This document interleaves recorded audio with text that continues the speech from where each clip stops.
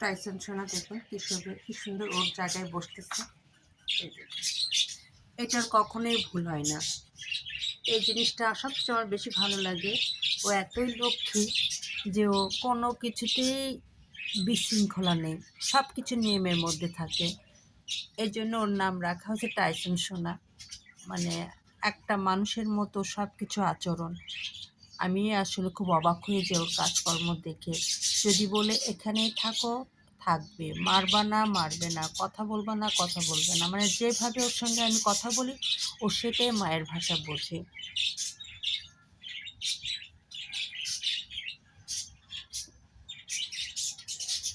দেখুন কত পরিষ্কার এরা, দেখবেন।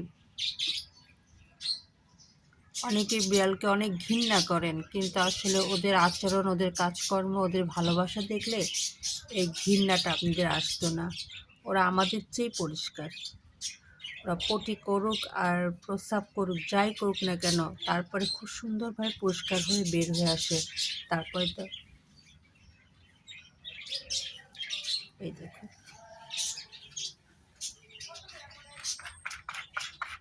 দেখুন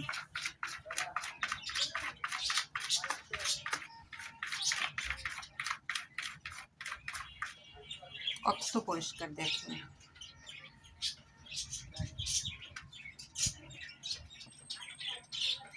এই দেখুন, আবার যে হাতে ময়লা থাকে সেই হাতটা আবার পরিষ্কার করে।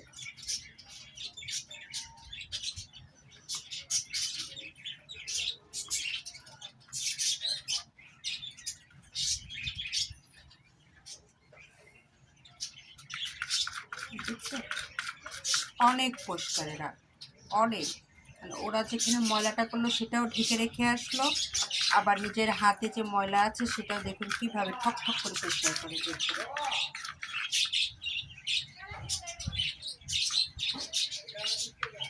নেমে এসো ময়না, নেমে এসো, আমি টিস্যু দিয়ে ঠিক করে দিব, নেমে এসো। শুধু ওদের